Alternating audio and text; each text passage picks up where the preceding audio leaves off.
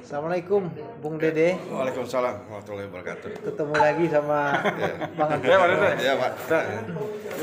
Ya, ngopi-ngopi. Malam Ya. ini kita bincang-bincang santai saja. Siap. Ringan-ringan terkait isu lingkungan, juga isu geopolitik. Ya. Kita dengar Bung Dede habis ada perjalanan ilmiah ke Moskow ceritanya nih ya. Bisa cerita sedikit tentang apa yang terjadi di sana? Wow, perjalanan ilmiah ya, jalan-jalan saja. Jalan-jalan saja. Ya. Dan kebetulan ada beberapa momen yang menarik di sana. Saya bisa disebutlah observer aja lah, ngamatin aja. Sana pertama ada konferensi dunia tentang multipolar yang diinisiasi oleh Kementerian Luar Negeri Rusia. Nah, kemudian juga di KBRI juga diadakan diskusi khusus tentang positioning Indonesia secara geopolitik menuju Indonesia 2045, Indonesia Emas. Di luar momen tersebut, saya sempat jalan-jalan ke beberapa kampus, terus ke kantor-kantor berita Rusia. Salah satunya Russia Today ternyata sudah punya kantor perwakilan di sini belum lama. Apa nama kantor beritanya? Russia Today. Russia dan Today. Konon yang mau masuk lagi Sputnik. Sputnik. Ya. Oke. Kantor berita. Apa artinya itu mereka masuk ke sini? Berarti ini suatu negara yang penting apa gimana? Sebetulnya kalau dilihat dari kacamata normal kan nggak ada yang salah semuanya. CNN juga di sini ada, Anadolu, Turki segala macam ada. Nah, kenapa kalau tiba-tiba dari Rusia kok ada sesuatu ya? Saya sih nggak ada salah. Gitu, ya kita positif aja. Jadi mungkin teman-teman di Rusia, terutama medianya di sana juga memandang penting bahwa Indonesia salah satu sumber media dan yang penting mereka untuk hadir juga, ada perwakilannya di sini. Yang ditangkap oleh Bung Dede setelah di Rusia kemarin itu, kira-kira Rusia memandang Indonesia pentingnya di mana? Rusia memandang Indonesia kalau secara sederhana bisa dianggap seperti memandang sahabat lama lah gitu. Jadi kalaupun agak nakal, agak marah sedikit, tetap itu sahabat gitu. Jadi apapun dinamikanya menurut saya cara pandang mereka seperti itu. Mereka melihat itu ya kawan lama. Kayak kita tahu kalau lihat sejarah sebelumnya gimana membantu Pak Anwar untuk pembebasan Papua, Irian Barat ya. Irian Barat dan sebagainya. Yang saya dapat saya tangkap seperti itu. Bahkan yang menarik ketika saya ini cerita aja ya cerita. Ke beberapa guru besar di pusat pendidikan para diplomat di sana, dia tuh keluarkan tuh foto-foto Bung Karno sampai pamannya, kakeknya lengkap. Saya bilang wah kalau ada di Indonesia ini mahal. Artinya sebegitu interest dan mungkin sampai personal kita sendiri kayaknya susah tuh dapat foto-foto tadi. Di mana itu? Di Moscow University. Di Moskow, ya. Seperti itu. Kalau dari segi kapasitas militer Indonesia dikaitkan dengan multipolar yang diproyeksikan Rusia itu, seberapa penting Indonesia? Kapasitas militer ya. Kalau menurut saya kan di dunia multipolar sekarang kita harus menggali apa kekuatan kita, gimana positioning kita di dunia internasional, ingin memerankan kita itu seperti apa sih gitu. Orang memandang bangsa-bangsa lain, kita memandang itu seperti apa. Jadi tidak hanya perspektif militer. Perspektif militer secara teknis saya nggak paham ya. Tapi secara geografis mungkin geopolitik kita sangat strategis. Kemudian dari sisi sumber daya alam kita kaya, itu yang bisa dipakai sebagai kekuatan kita. Dan jangan lupa yang soft power misalnya, ide kekuatan misalnya dulu kalau Bung Karno kan pernah ini kan soal apa Konferensi Asia Afrika gitu, politik bebas aktif. Nah itu kekuatan kita sebenarnya kalau digali lebih lanjut itu akan menjadi ide yang sangat menarik mungkin di kancah pergaulan dunia internasional. Kenapa enggak kita angkat itu semuanya gitu. Jadi jangan bayangkan power itu hanya alutista, hard power gitu. Soft power pun penting sih. Walaupun konon kalau sekarang kan memang dengan kondisi yang sekarang kan lebih ke hard power ya. Konon anggaran untuk alutista setiap negara di seluruh dunia ini sekarang lagi meningkat luar biasa. Nah ini tanda-tanda apa kan? Seperti termasuk itu. Indonesia ya. Termasuk Indonesia. Menurut Anda dengan kepresidenan atau presidensinya terpilihnya Presiden Prabowo dengan profilnya yang kita tahu seperti itu, seberapa potensial untuk aliansi strategis antara Rusia dan Indonesia? Pertama ada ikatan historis ya, makanya di Indonesia dengan Rusia, makanya disebut sebagai sahabat lama itu dari kawan-kawan di sana. Kemudian juga kedua, secara personal Pak Prabowo sendiri menurut saya juga punya pandangan optimis untuk bisa menegakkan yang disebut politik bebas aktif itu seperti apa. Jadi tidak hanya bebas, cuma aktif juga gitu kan. Dan mendudukan posisi yang kita seperti apa di kancah dunia. Ya, dan kemudian juga sisi lain juga Pak Prabowo kan menekankan tentang pentingnya gagasan, dan itu sudah mulai dicetuskan kan di kemarin, menulis di The Economist segala macam, menyikapi geopolitik dunia. Paling itu awal yang bagus menurut saya dari narasi-narasi seperti itu. Saya beralih ke Bang Agusto. Multipolar saat ini kan suatu hal yang tak terelakkan lah ya, karena Cina bangkit secara ekonomi, bangkit secara militer, mengakibatkan terjadinya kekuatan baru, kekuatan baru. Di samping itu Rusia juga kita tahu secara kapasitas militer dan kapabilitas militernya masih tetap nomor 2 mungkin setelah Amerika ya. Ini mengakibatkan secara alamiah terjadinya multipolar semacam itu. Apa yang Abang lihat prospek Indonesia untuk memanfaatkan multipolar ini? Ya, jadi kalau kita lihat sejarah Indonesia dengan Rusia memang tadi seperti disampaikan oleh Bung Dede memang sudah tidak asing lagi. Apalagi kalau kita melihat ke belakang tentang sejarah Orde Lama, bagaimana kerjasama Indonesia dengan Rusia begitu kuat sebelum terjadinya perang dingin antara KGB dengan CIA, yaitu Amerika dengan Rusia pada saat itu. Nah, ketika perang dingin itu terjadi, muncullah satu kekuatan internasional yaitu adik kuasa, yaitu Amerika. Kemudian pada saat itu di Indonesia terjadi pergeseran ideologi dari komunis masuk ke ideologi yang lebih nasionalis. Banyak para tokoh Indonesia yang lari saat itu ke Rusia, ke Praha, ke Eropa Timur, eksil ya. Dan sampai hari ini belum kembali. Ya. Dan mungkin ini gagasan yang sudah disampaikan negara Rusia melalui pertemuan yang dihadiri oleh Bung Dede, itu salah satu adalah bagaimana membangkitkan kebudayaan-kebudayaan masing-masing negara dalam rangka mengimbangi kekuatan Amerika. Dan itu sudah terbukti terjadinya satu kekuatan dari Korea Utara, RRC, kemudian Rusia, dan beberapa negara di kawasan RRC yaitu Taiwan salah satunya. Ini adalah menjadi salah satu kekuatan atau istilahnya dalam politik Indonesia adalah check and balance. Kalau di Indonesia di dalam negeri itu ada check and balance di parlemen, di dunia pun harus ada check and balance, yaitu untuk mencegah adik kuasa Amerika. Itu penting. Dan tadi sudah disampaikan oleh Bung Dede, meskipun saya tidak hadir dan Bung Dede dengan rekan-rekan hadir sana, di situ terlihat terjadi kerjasama dalam bidang jurnalistik. Itu Bung Dede ya?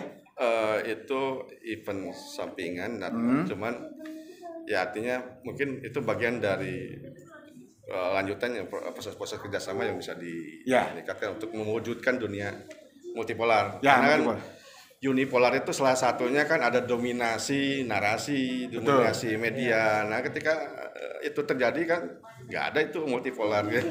Ya justru itu artinya dengan diwujudkannya kerjasama di sektor jurnalistik.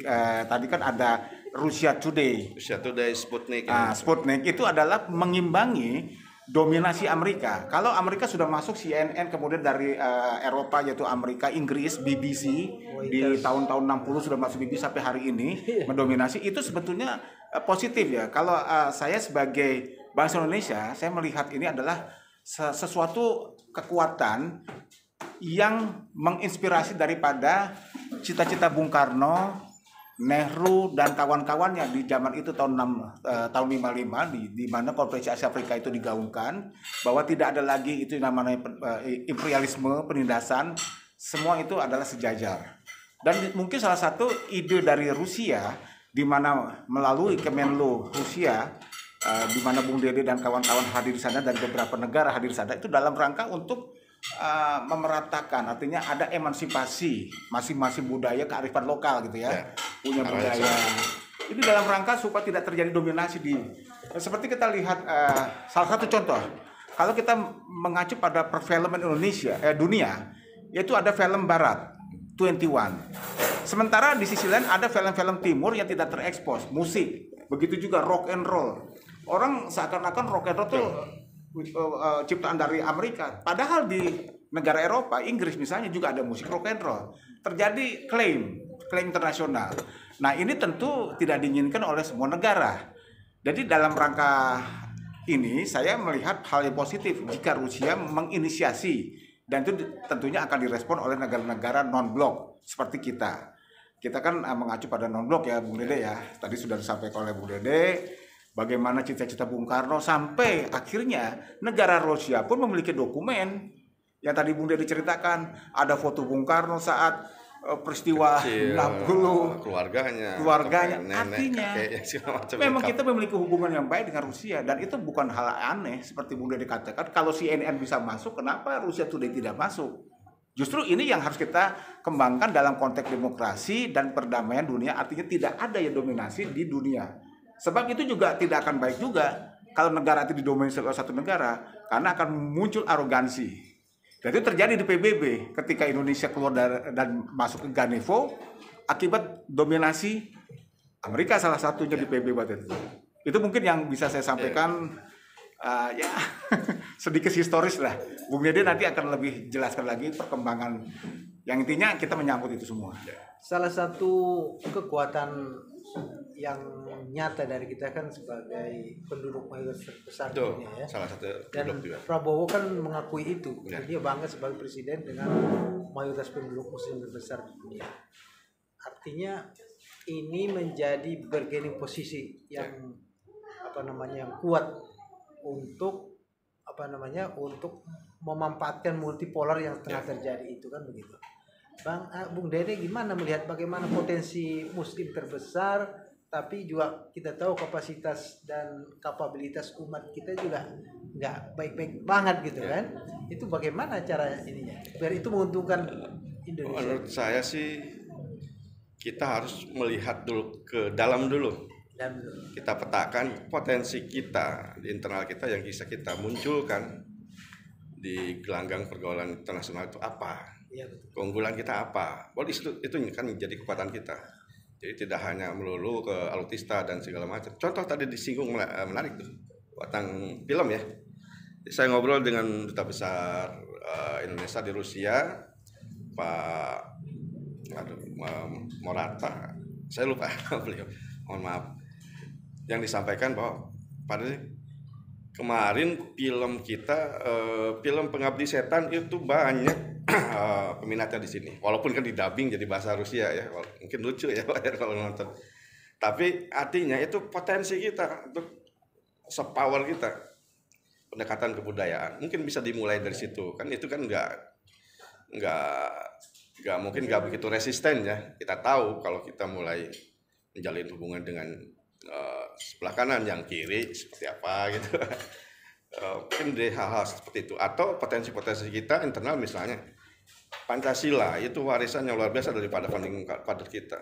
Hendaknya Pancasila itu jangan hanya jadi hal-hal yang sifatnya normatif untuk kita kok bisa ya kita bikin komplain seperti kemarin Rusia itu.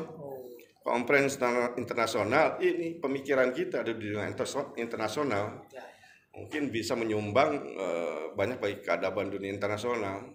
Silahkan dari pemikir-pemikir lain seperti apa masukannya, kritiknya seperti apa. Sepertinya belum ada ya gitu, belum ada. Tuh saya tercetus dari peristiwa kemarin, dari konferensi kemarin, karena kurang lebih yang jalan konferensi kemarin itu seperti itu.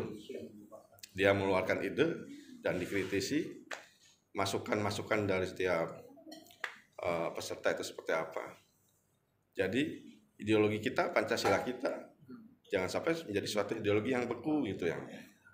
Bahkan kita bisa angkat itu bahwa ini salah satu power kita di kancah dunia internasional. Di samping ya hal-hal sekarang kalau Tista juga penting, itu mulai dipikirkan. Ya mungkin dengan Rusia juga kita bisa menjalin. Ya sama kan ada hikmah juga ketika kita di-ban oleh Amerika, kemudian kita udah mulai tuh melihat potensi alutsista dari Rusia, Sukhoi dan segalanya. Ada hikmah lah seperti itu. Masuk saya lihat juga di Rusia juga sekarang kan posisinya di ban ya, banyak hal. Tapi saya melihat sisi positifnya, mereka makin mandiri, makin terpancing untuk berdikari. Itu kan ajaran Bung Karno ya.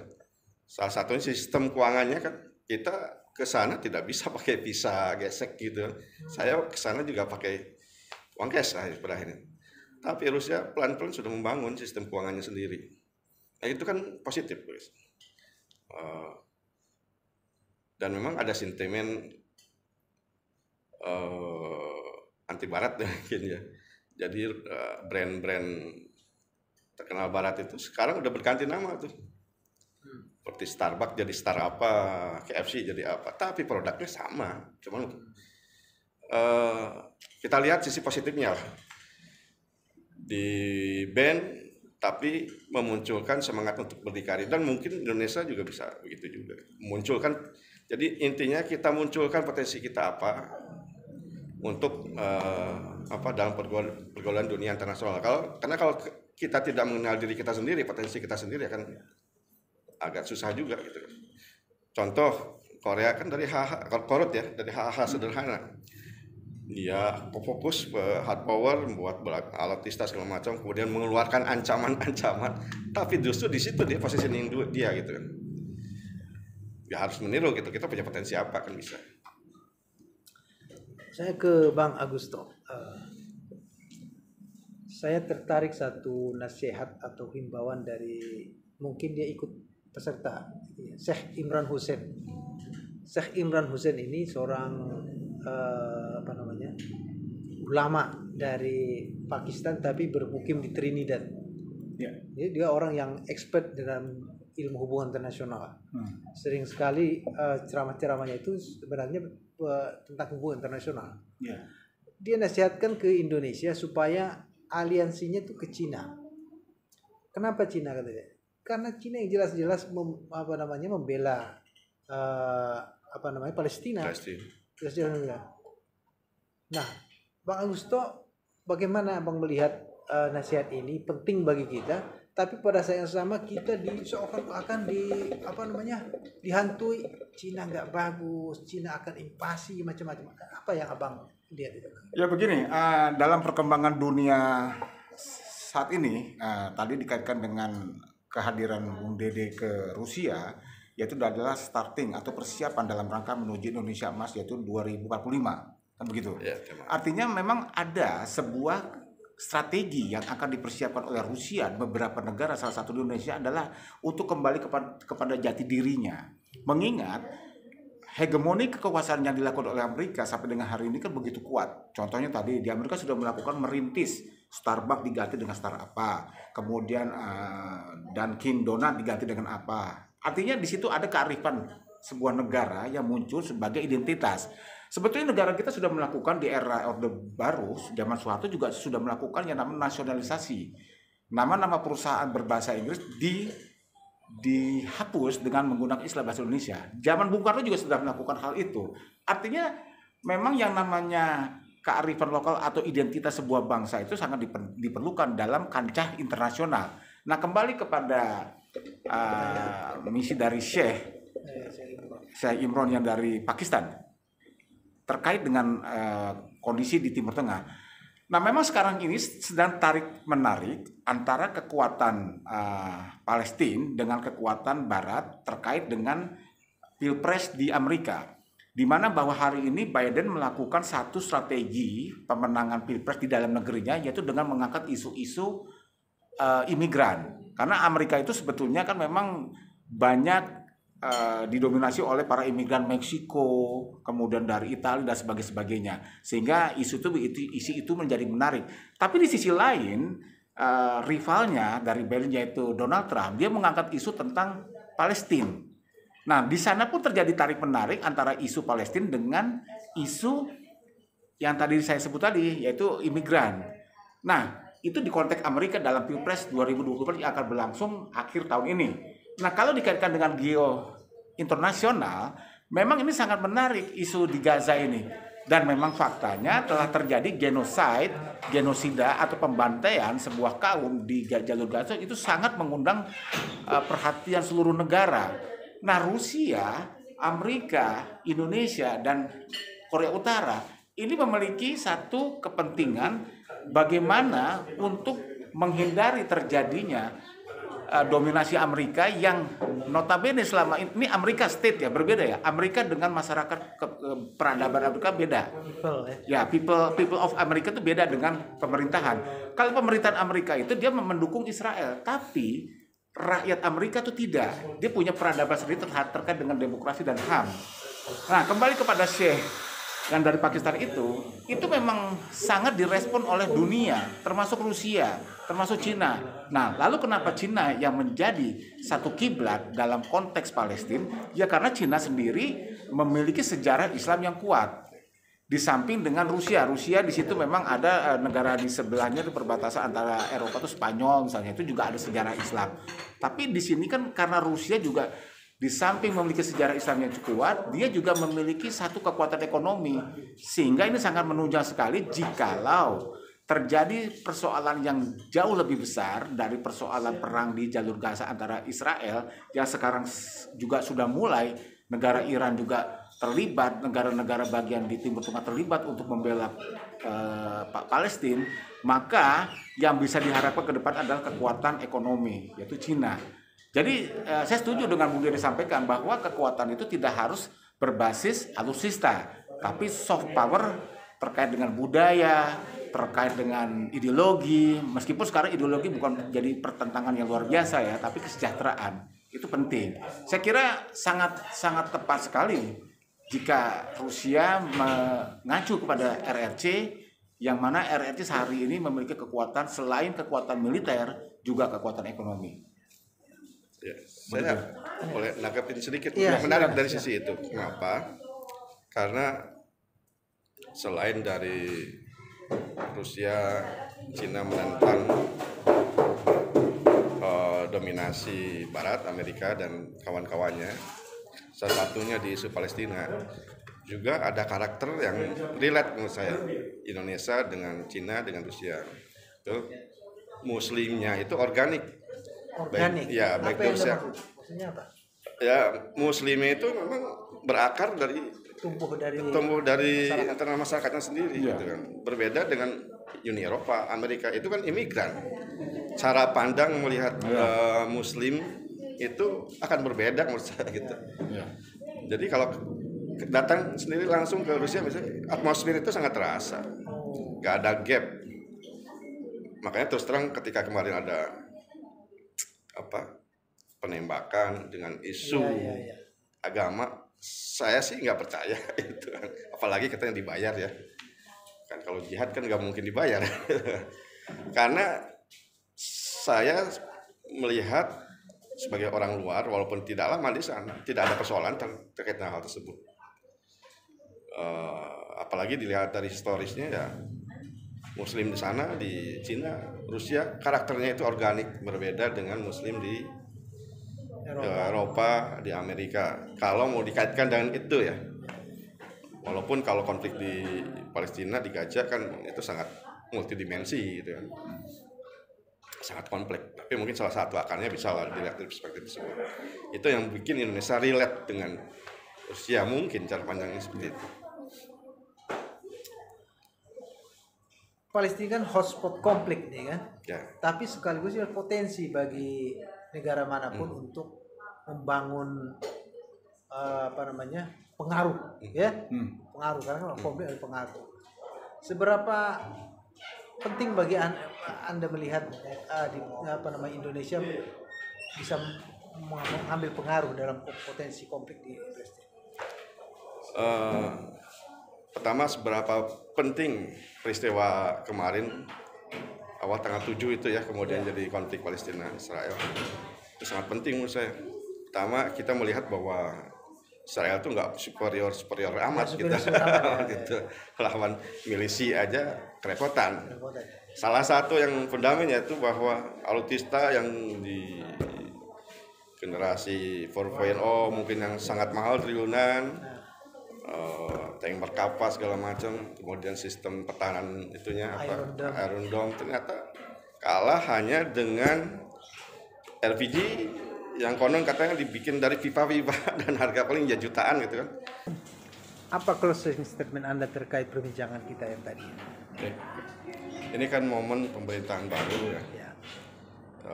Mudah-mudahan ini momen kita bisa menggali potensi diri kita sendiri. Salah satunya mungkin karena dari perspektif saya sebagai orang lingkungan dan konsen terhadap lingkungan hidup, salah satunya mungkin seperti itu, bahwa kita punya banyak potensi, misalnya untuk ekonomi hijau, banyak energi-energi terbarukan yang bisa kita pakai gitu kan. Kemudian juga saya sepakat tuh dengan upaya hilirisasi, bahwa sumber daya alam itu jangan dikeruk begitu aja terus dijual gitu aja, harus kita kelola sedemikian rupa supaya bisa menentukan kita sendiri. Kemandirian dan energi, banyak hal-hal yang bisa kita gali. Siapa tahu itu yang bisa jadi senjata untuk positioning kita di dunia internasional, memperkuat posisi geopolitik kita. Intinya saya berharap lingkungan diharus utamakan dalam pengelolaan kepemimpinan ke depan, termasuk dalam hal menuju terwujudnya Indonesia Emas 2045. Gitu. Kalau inisiatif people to people, menurut Anda seberapa penting untuk kemajuan kita?